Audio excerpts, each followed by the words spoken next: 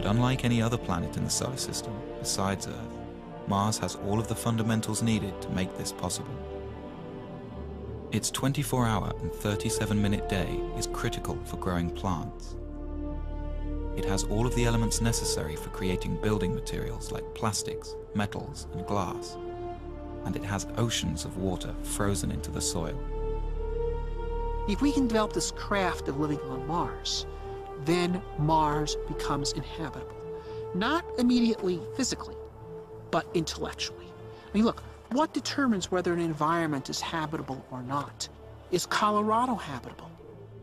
We're not naturally adapted to live in Colorado. We're tropical animals.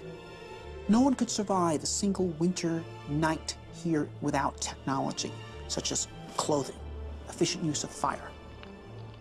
We invented our way into becoming people that could colonize such hostile environments.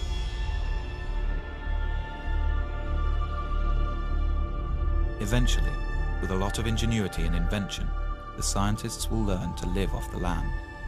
They will grow crops in the iron-rich but potassium-poor soil. And they will produce oxygen and energy from the water and atmosphere.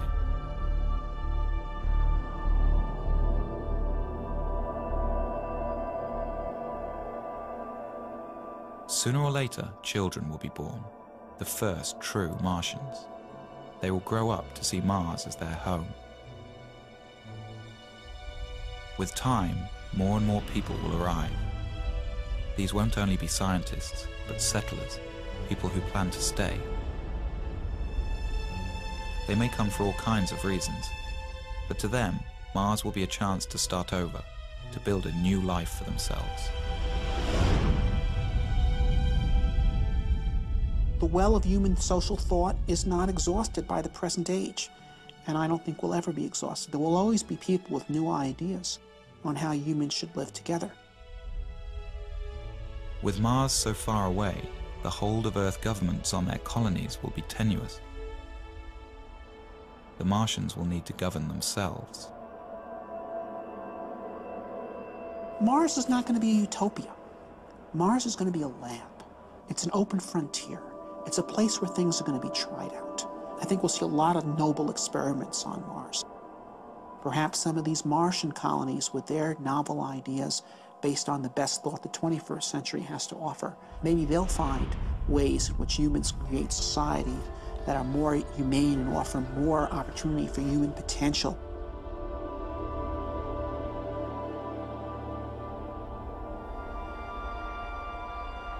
The ultimate dream of the Martians will be to terraform their planet, to make Mars as hospitable as Earth.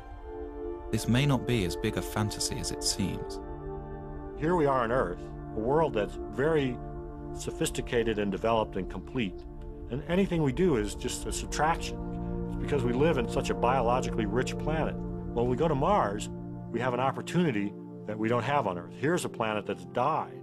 Here's a world that's not full of biology, probably doesn't have any at all.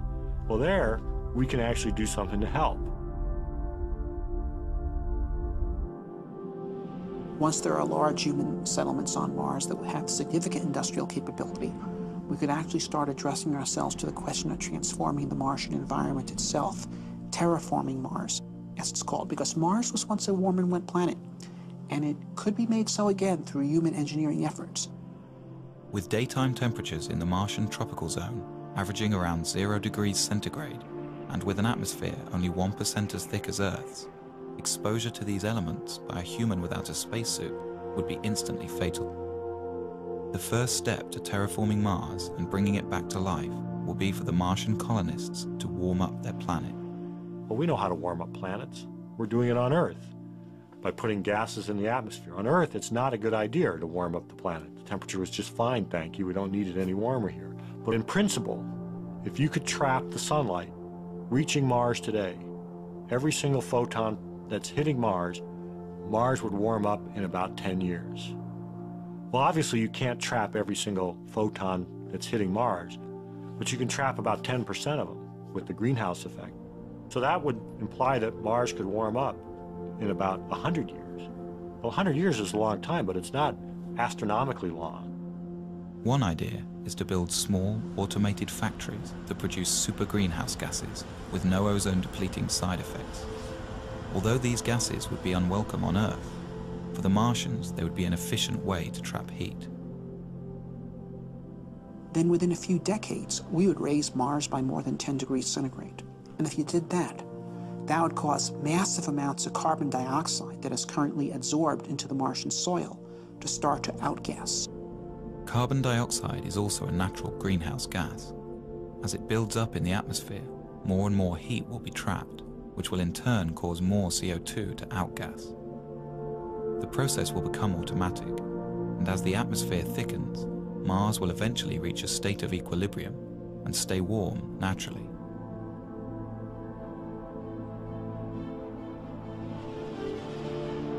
The rise in air pressure would mean that the human colonists could discard their pressure suits and walk around the surface of Mars carrying only a supply of oxygen.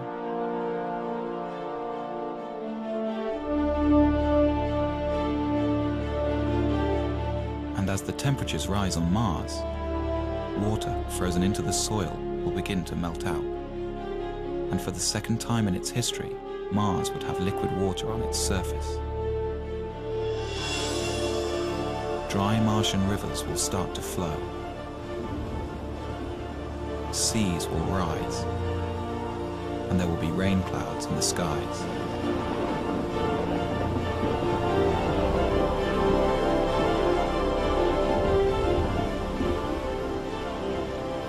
The return of Mars to its warm and wet stage will make it a fertile environment for life. Any indigenous Martian organisms lying dormant will begin to grow, and Mars will be full of Martians.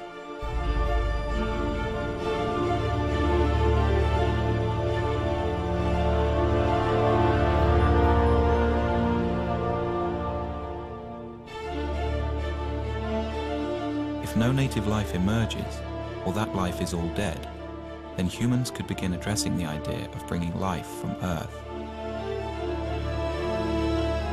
At first, it would be simple organisms, perhaps genetically engineered, that would thrive in the Martian environment. Then more complex plants could be introduced. The plants would be right at home in the carbon dioxide atmosphere, and with no competition and a whole planet to cover, they could transform Mars into a green world.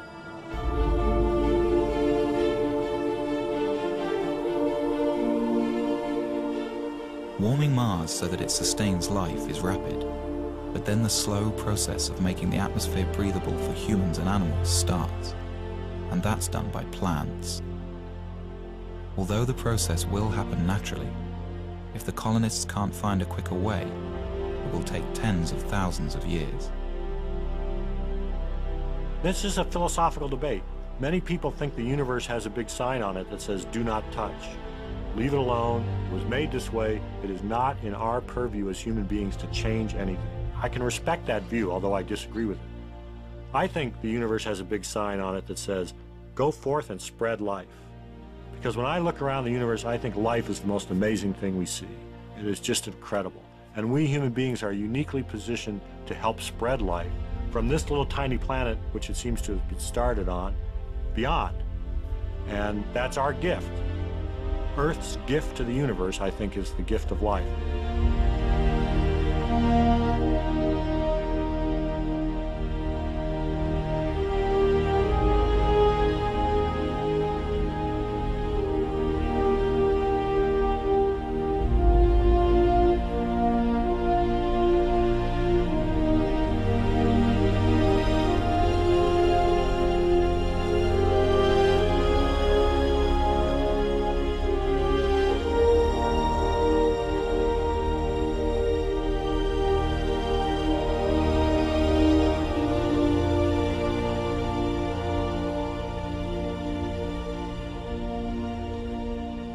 This scheme for terraforming Mars is based on 20th century notions of engineering.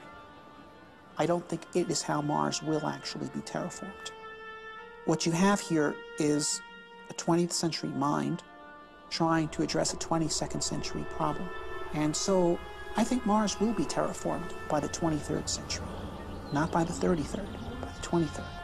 things that would seem utterly fantastical to us is how it will actually be done. But it'll be done. We're at a crossroads today. We either muster the courage to go or we risk the possibility of stagnation and decay.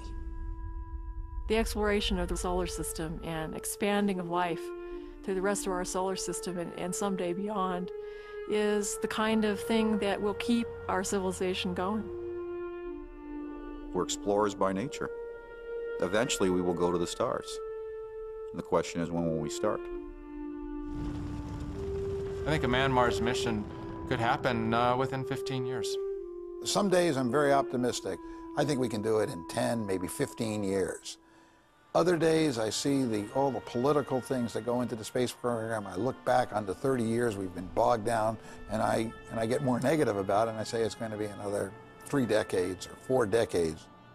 I would be surprised if we got to Mars prior to 2025 or 2030. In May of 2018. Understanding the various political obstacles that exist and what we need to fight through to get the program started, I believe that we will be on Mars by 2020.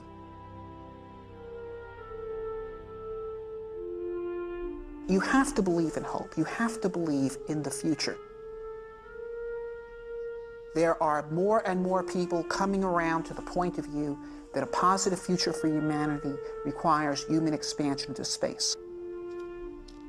We will eventually break through the forces of inertia that have been holding this thing back.